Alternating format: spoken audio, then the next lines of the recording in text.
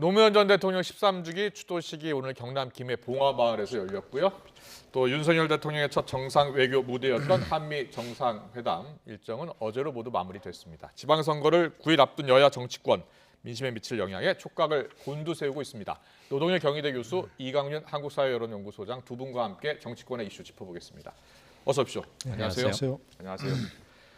오늘 김해 봉화마을에서 노무현 전 대통령 서거 13주기 추도식이 있었는데요. 참석자 중에 가장 눈길을 끈 사람은 문재인 전 대통령이었습니다. 저희가 영상으로 보여드렸습니다. 꼭 성공한 대통령이 돼서 돌아오겠다. 5년 만에 추도식에 참석을 했습니다. 퇴임 후 첫 공개 행사였는데 특별한 언급은 없었던 것 같아요. 네, 특별한 언급을 하지 않는 게 본인이 해온 말에도 부합하고 이를테면 나는 잊혀지는 대통령이 되고 싶다고 되겠다고 했잖아요. 그랬죠. 나를 잊어달라 했는데 예. 큰 선거를 앞두고 퇴임한 지 불과 14일, 2주일 만에 무언가 정치적으로 해석될 수 있는 발언을 한다면 잊혀지고 싶다는 본인의 의사와도 배치되는 것이고 그렇군요. 본인 성격상, 품성상 이런 말도 아예 안 하리라고 봅니다.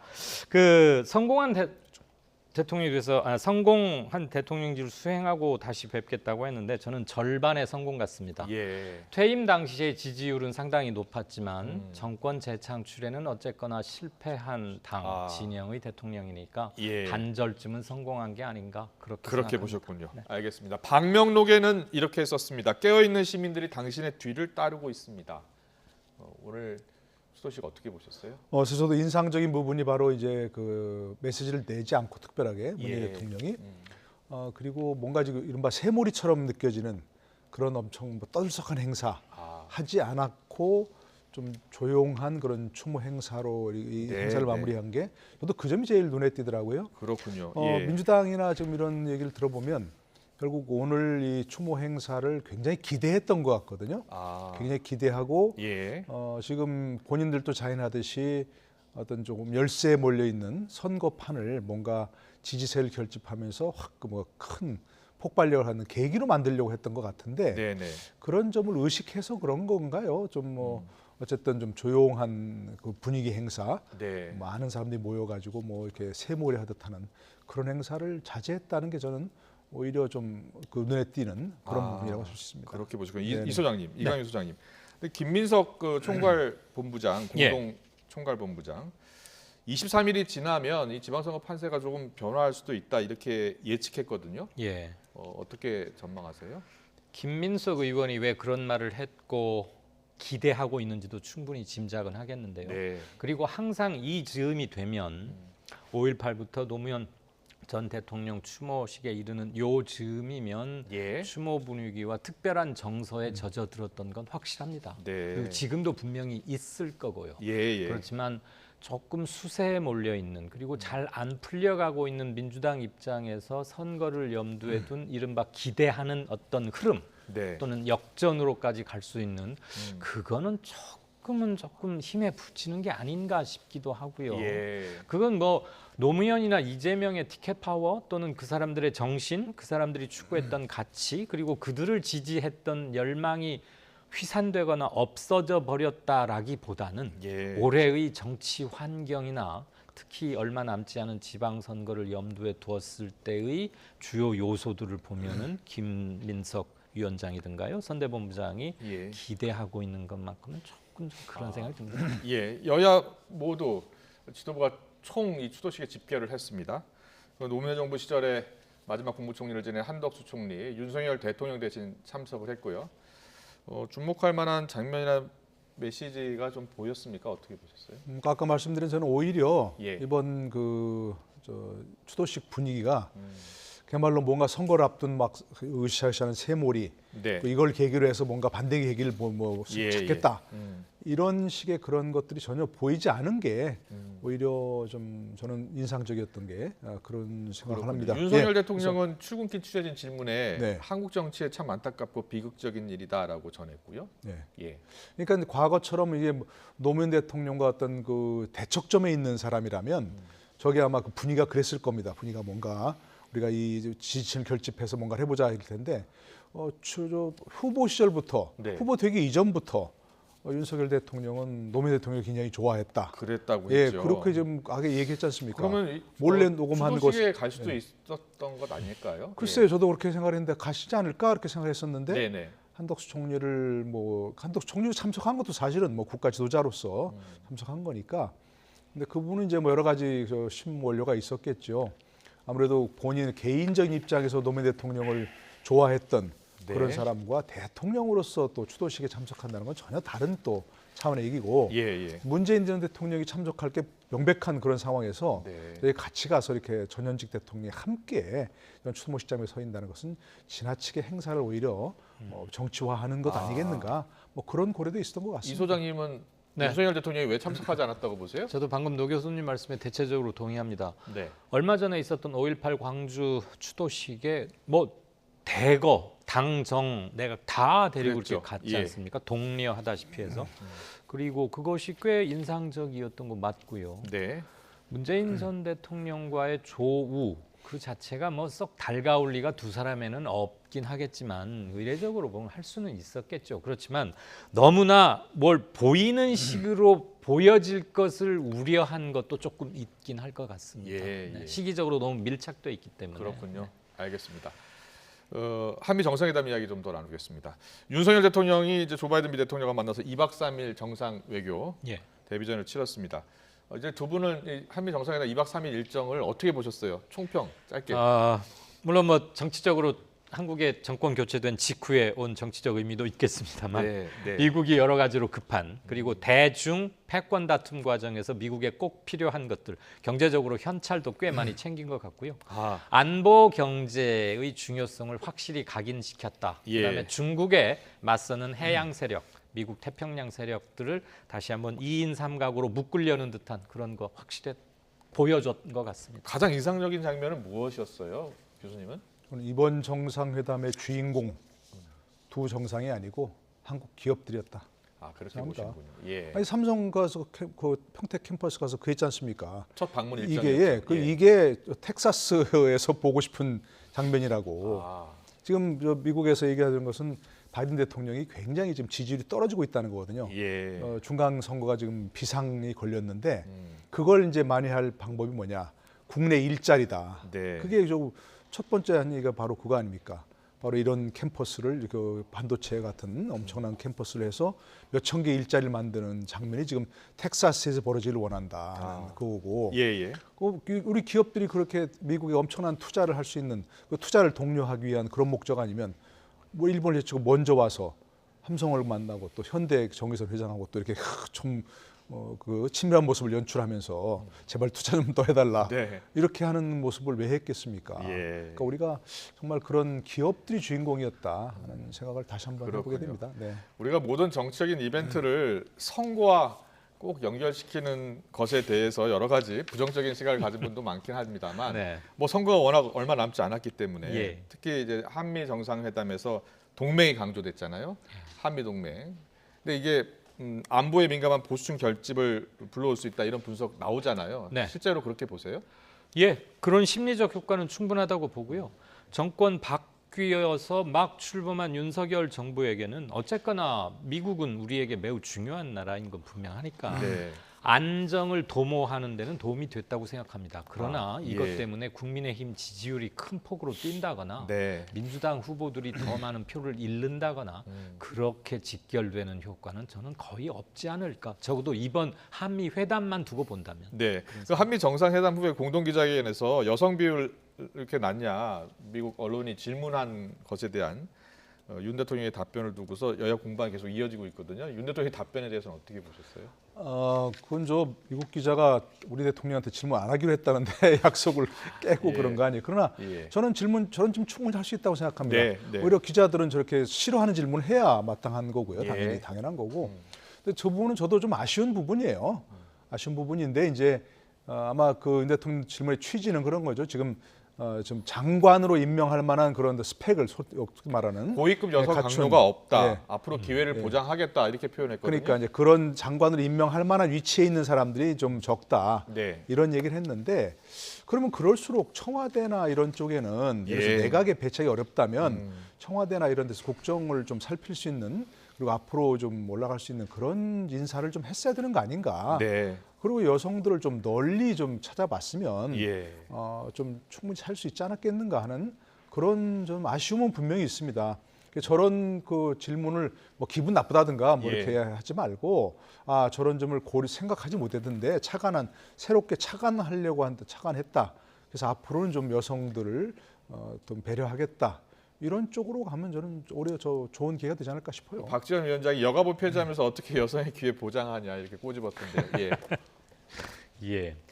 그 대통령의 답변이 특히 외국 기자의 질문에 대해서는 좀 적절하지는 못했다. 순발력도 떨어졌고 논리적 설득력도 좀 약했다. 꼭 장관 바로 밑에까지 올라와야만이 밀려서 승진하듯이 장관하는 건 아니잖아요. 그렇죠. 발탁 인사가 있을 수 네, 있고. 국무위원회 선임한다는 것 자체가 대단히 정치적인 행위인 것이고 첫 번째 대통령의 첫 번째 인사는 대국민 메시지가 굉장히 크지 않습니까? 네. 발탁도 있는데 여성들이 그럴 만한 사람이 적었다라는 것은 좀 옹색해 보였습니다. 알겠습니다. 좀 더 잘하겠다는 의지를 순간적으로 그렇게 말이 좀 꼬였을 거라고 짐작은 하고 싶습니다만 나이스한 답변은 아니었던 것 같습니다. 알겠습니다. 그리고 오늘부터 청와대 관람객에게 영빈관하고 춘추관 내부를 지금 공개했습니다. 네. 앞서 이제 많은 시민들이 사진을 찍고 관람을 하고 있는 모습 저희가 생중계로 이제 전해드렸는데 이제 청와대가 다 개방이 되는데 점점 그 안에 내부까지 드러나고 있어요. 어떻게 보셨어요? 그러니까 원래 그러려고 했는데 여러 가지 이제 시설들이 있기 때문에 다 공개하지 못했다는 거 아니겠습니까? 저도 가보고 싶었는데 예약이 벌써 그렇습니다. 몇백만이 됐다 그래가지고 못 가고 있는데 저는 정말 저건 잘한 일이라고 생각합니다. 무슨 유불리 무슨 정권의 어떤 이런 걸 떠나서 저분은 자꾸 송영길 서울시장 후보인가요? 미신에 의해서 용사를 옮겼다고 자꾸 그렇게 얘기를 하는데 그럼 문재인 대통령도 똑같이 약속을 했잖아요. 청와대를 나오겠다고. 청와대를 국민에 돌려드리고 했는데 그럼 그것도 미신에 의해서 한 건가요? 저는 그렇게 하지 말고 좋은 거는 같이 박수를 치고 비판 꼭 할 거는 정말 따끔하게 지적하는 그런 걸 좀 했으면 참 좋겠어요. 저도 한 말씀만 올리자면 하루에 약 4만 명씩 온다는 거 아니에요? 우리 그 날 좋고 프로야구 그 코비드도 풀리고 그래서 잠실야구장 꽉 차면 한 3만 명이라고 그러는데 매일 4만 명 이거 어마어마하거든요. 그리고 윤 대통령도 어느 자리에선가 그런 얘기를 하셨던데 청와대는 그 자체로 국가기관이기도 하지만 문화재이기도 합니다. 그러니까 몇몇 소란과 기물 파손도 일부는 있었다고 하는데 제발 이 내부까지 공개하는 건 굉장히 파격적인 거잖아요. 지킬 건 지켜가면서 제발 좀 그래야지 그나마 공개되는 기회가 또 없어질 수도 있잖아요. 우리 문화재 대하듯이 좀 잘 지켰으면 좋겠어요. 알겠습니다. 지방선거 이야기 해보겠습니다. 지방선거를 앞두고 여야가 각각 어떻게 이야기하냐면 국정안정론, 국민의힘 입장에서는 그리고 민주당 입장에서는 견제론, 검찰공화국 견제해야 한다 이렇게 팽팽히 맞서고 있는데 오늘 발표된 여론조사를 보면 국정안정론을 택한 응답자가 일단 저 조사에서는 절반가량으로 나타났습니다. 여론에 담긴 민심을 어떻게 해석하고 계세요? 지금은 어쨌든 좀 현재 그 윤석열 대통령이 기본적으로 취임한 지 얼마 안 됐고 높은 기대가 아니었고 낮은 기대였는데 그래도 대과 없이 이렇게 해나가는 그런 배 분명히 있고 또 한 가지는 이제 청와대 개방 효과도 분명히 있다고 생각을 하고요. 용산으로 옮기면 굉장히 큰 문제가 있을 것 같았는데 크게 문제가 없는 것 같고 현재까지. 더더구나 또 이제 바이든 대통령까지 와서 도와주고. 지난번 지방선거 완전히 거꾸로 된 판박이 같은 그런 상황이죠. 지난번 지방선거 때는 트럼프 대통령하고 김정은 위원장 간의 그 회담이 모든 걸 좌우해버린 그런 상황 아니었습니까? 민주당이 압승했죠. 그렇죠. 그거 이제 큰 요인이 됐는데 이번은 물론 그런 정도의 효과는 물론 없는데 어쨌든 그런 조금씩 이런 것들이 모여가지고 결국 그 민주당 지지율을 높이는 그리고 또 이제 그야말로 국정 안정론에 힘을 실어주는 그런 상황이 돼버렸고 반면에 또 민주당이 지금 너무 스스로 어떤 자꾸 이렇게 검소한 박의 독주 모습이라든지 이런 것들을 통해서 조금 무너지는 뭐 그런 효과도 분명히 있다고 그렇게 생각합니다. 예, 이광현 소장님께 여쭤보고 싶은 게 지금 조사를 보면 우리가 이제 여론조사 흐름이 중요하잖아요. 그러니까 한 달 전 조사 대비해서 국정 안정론은 6%포인트 정도 상승했고 견제론은 6%포인트 하락했거든요. 예. 어떤 배경 이유가 있을까요? 굉장히 큰 변화인데요. 제가 일하고 있는 KSOI에서 딱 한 달 만에 이런 변화가 생겼어요. 한 달 전에는 국정 안정과 독주하는 걸 견제하자 비슷했습니다. 47.5 그렇죠. 안팎이었는데 한 달 사이에 여당을 지지해서 국정을 안정시켜야겠다가 6%포인트 뛰고 반대로 독주 견제하기 위해서 야당을 지지하는 게 6%포인트 줄었어요. 그래서 한 달 만에 무려 이제 12%포인트 차이가 나버리는 겁니다. 이 정도면 오차범위 바뀌고 상당히 큰 건데 국민의힘의 자력에 의한 잘하고 있어서 스스로 자력에 의해서 점수를 땄다기보다는 민주당이 대선 패배 이후에 어느 정도 힘들 것은 예상은 했지만 의외로 리더십이 굉장히 부족했다. 특히 뭐 서울시장 후보 고르는 과정, 공천 과정의 난맥상이라거나 최근 터진 박완주 의원의 성비위권 그리고 검찰 수사권 축소하는 과정에서 그 법을 통과시킬 때의 국회 운영의 미숙함이라거나 인사청문회 국면에서 효과적으로 대응하지 못하고 있는 거 아니냐 하는 실망감 이런 것들이 마치 가랑비에 옷 젖듯이 자꾸 누적되다 보니까 한 달 만에 이렇게 벌어져 버린 거예요. 대선은 다 아시다시피 아주 시소 게임이었고 대선 후 한 달까지도 비등했었어요. 4월 20일까지도. 그런데 지금 5월 20일 한 달 사이에 이렇게 민심은 크게 변했습니다. 그렇군요. 이 민주당 내부에서는 또 최근에 이제 이재명 후보 인천 계양을에 출마를 했는데 이재명 후보가 총괄 선대위원장을 맡고 있기 때문에 이 부분에 대한 역할에 대해서 좀 의구심을 갖는 의원들이 나오고 있어요. 조응천 의원이나 이상민 의원이요. 자, 이 두 분의 의견에 대해서는 어떻게 보세요? 그러니까 이제 송영길 서울시장 후보가 인천을 버리고 서울시장으로 가고 그에 바로 이어서 이제 이재명 후보가 계양을 출마했다.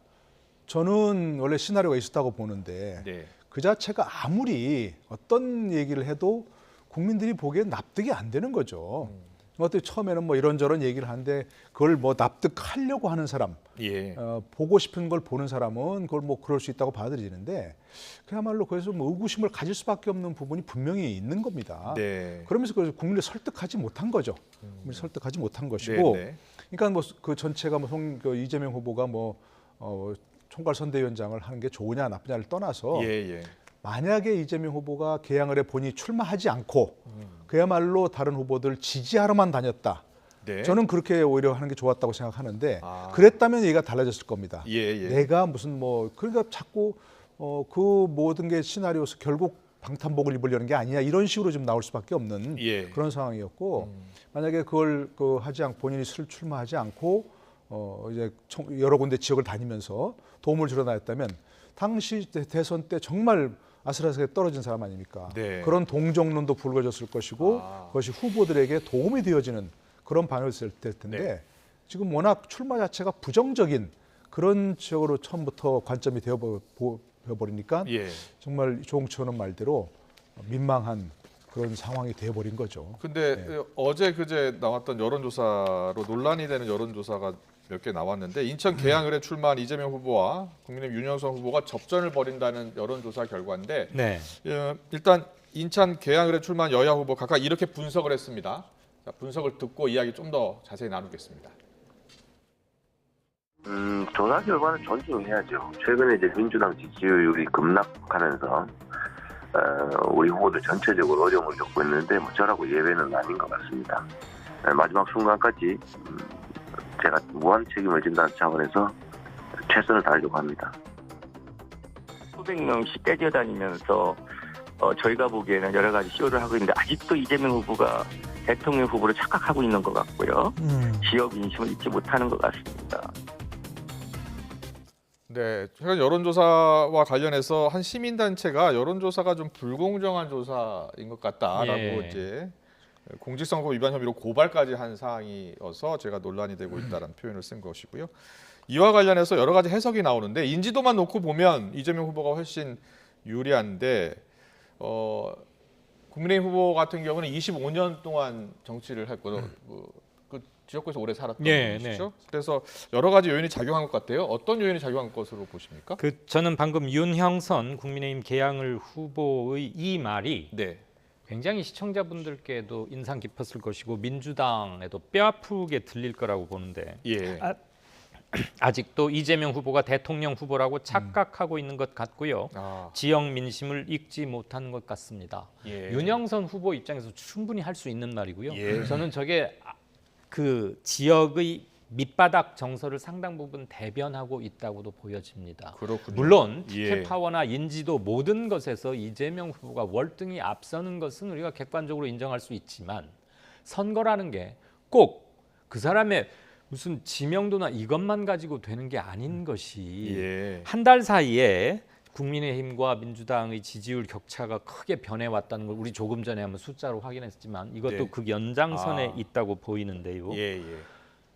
그 흔들리는 민주당의 전통적 지지층들의 실망감 이런 거를 붙잡고 다시 일으켜 세우고 되돌리기에는 이재명이라는 티켓 파워도 그렇게 만만치가 않다. 힘에 부치는 국면이다. 이런 생각이 조금 들고요. 예. 인천 계양이 호구냐?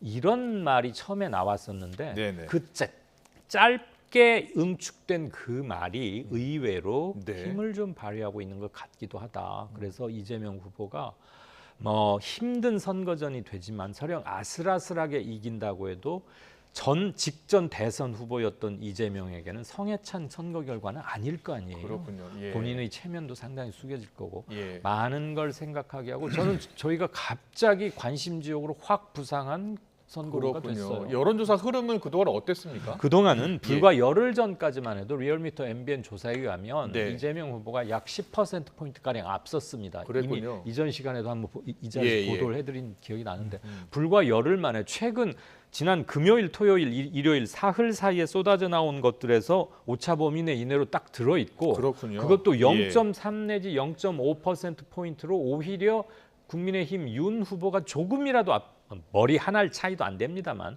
이렇게 심각하게 딱 붙어 있다는 얘기는 꽤 변했구나. 이재명이라는 이름만 가지고 치르기에는 많은 변화가 있었구나. 예. 그런데 한 가지 이점은 있어요. 요즘 여론조사가 너무 수요가 많습니다. 광역지사, 지사나 특별시장 그렇겠네요. 이런 것들이 있고요. 예, 예.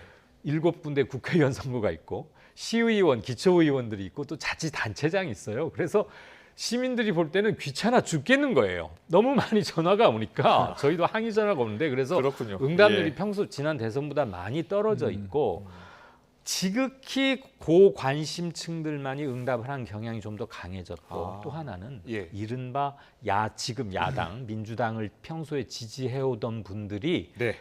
무기력감이랄까 정치적 발언 욕구가 현저히 감소해가지고 그렇군요. 응답률이 낮아요. 예. 그래서 보수 쪽이 많이 잡히고 이른바 진보가 적게 잡혀서 네. 그 지지율에서도 꽤 큰 차이를 가져온다. 특히 계양을 같은 경우는 두 후보가 예상과는 달리 박빙 양상을 보이고 있는 점에는 그 점도 작용할 것이다. 다만 예. 투표율에 그러면 이른바 민주당 지지층들이 이번 투표도 굉장히 낮을 것인가? 네. 그거는 좀 지켜봐야겠습니다. 그렇군요. 제가 여론조사 전문가 분이시니까 한 번 더 여쭤볼게요.